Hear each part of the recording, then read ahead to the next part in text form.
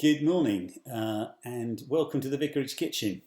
It's a lovely sunny morning outside, but I guess most of us are reeling slightly and maybe feeling uncertain or anxious and concerned or maybe just kind of numb.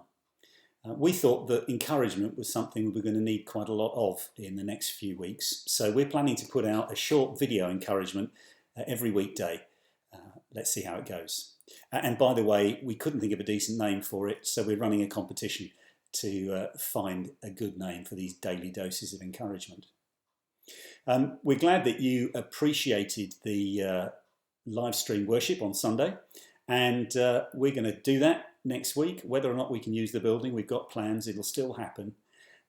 And I know that one of the things that really encouraged me as we did that was to be able to sing that great hymn, "Great is thy faithfulness, O God my Father, morning by morning new mercies I see." Now, you might or might not realise where that phrase comes from, "Great is thy faithfulness," because it's buried in a book in the middle of the Old Testament that we don't often get to. It's the book of Lamentations, and it comes from a passage in chapter 3, and I'm going to read from verse 21. Here's what it says. "But this I call to mind, and therefore I have hope. The steadfast love of the Lord never ceases. His mercies never come to an end. They are new every morning. Great is your faithfulness. The Lord is my portion, says my soul. Therefore I will hope in him." You can tell from its name that Lamentations is not going to be the most cheerful book in the Bible. In fact, it's the cry from the heart of the Jewish nation, or what was left of the Jewish nation, after they'd been crushed and the remnant had been taken into exile in Babylon. They'd lost everything, everything had changed, and they found themselves living in a very strange country. Now, I know our problem is actually that we're going to have to live in exactly the same place for quite some time.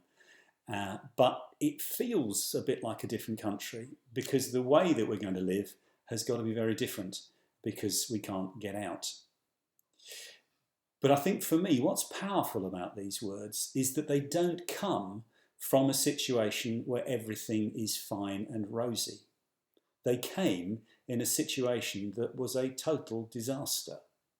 And the people knew that, but they knew that their hope ultimately wasn't in their circumstances. It was in the God who had declared that he was theirs and that they were his. And it's the same for us.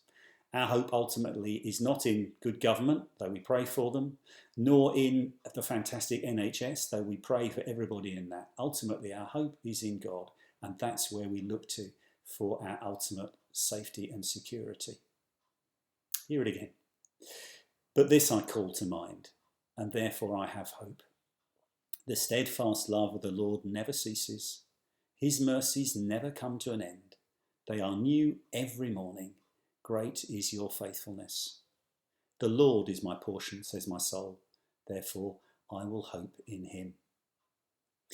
Joyce found a recording of that song we sing at Christmas, "Christ, the hope of the world," with the line in it, "Best of all, he is with us. Best of all, he is here." I'm going to post it somewhere, let you know where it is. Do have a listen. I hope it encourages you.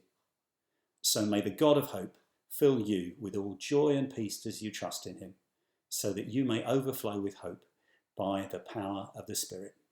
God bless you. Bye.